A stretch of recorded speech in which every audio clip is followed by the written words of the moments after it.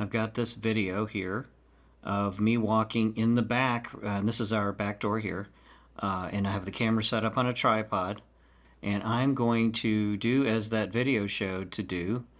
I'm going to grab a frame from here. Now, you have to come up here and you have to set this thing up beforehand, which I'm going to show you how to do. So you can export a still frame. So you come up here to Final Cut Pro, Settings, and you go down to Destination, and there's this thing right here called Save Current Frame. Add that to the list of destinations, close this up, and now you can come up here.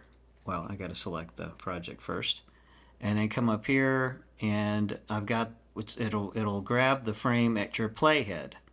So save current frame. All right, so I've got it called Generative Fill, and I'm going to save it as a JPEG. Okay, I think that's important. I'm not sure if it is, but all right. So now I'm going to take that photo into Photoshop.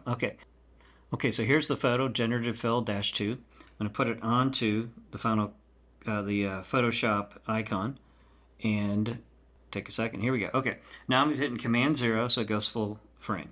All right, now what I'm doing here, this is very important to kind of follow how this works. So I am going to choose, I'm going to go ahead and go full screen here, and I'm going to choose the tool over here, the lasso tool.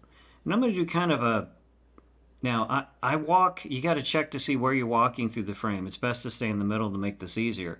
But I was watching the video, I did walk a little bit left and right, but I need to make sure that I cut out the part here where I'm walking so that there's no problem with overlap or not giving myself enough room here. Okay, so what I've done is I've selected this, and then I reverse it.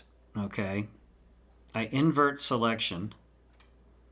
Okay, and I'm going to put in here, now here, this is because I haven't used it on this computer yet, it's just an agreement.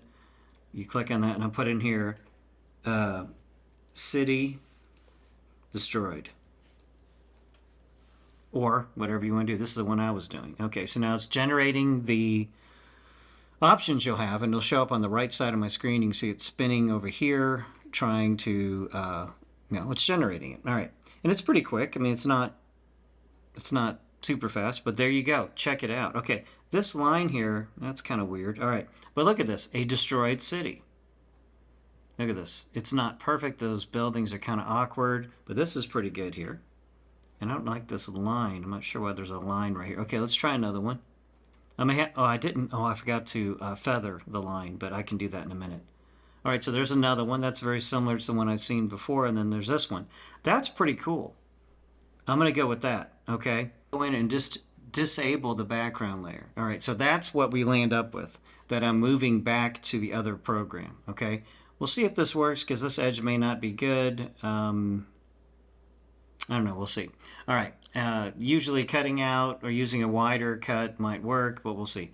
All right, so now I've got this edge, and I feathered it. You can see it's a little soft around the edges there because I went in and did the feather. So now I go up here to File, and go to Export. Quick Export is PNG, and Generative Fill, bloody blue, there you go. And it's not going to save over the other one because it's a PNG file. Okay, so now, I've got my Generative Fill PNG right here, and I put it right over the top, right there. And as you can see, it's not perfect. The color's not quite right, but look, I'm walking through devastation here.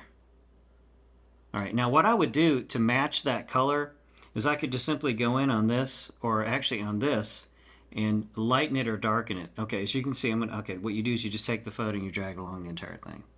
Okay, so here I am walking through this carnage here, this devastation, and and I walk to the edge here and I stop. Okay, there, that cuts off my head and foot, so I need to go back to where I don't get cut off. So I'll probably stop. I have to stop about, you see right there, the edge of my head gets hit right there. It takes a chunk out of my head. I got to go back and back that up to about here. Okay, so I will take this and trim this down. I didn't cut it enough, and that's okay because you don't have to do everything, but that's the hole it made for me to be in it. And I probably just made it too small. Looks pretty darn good. That's not bad.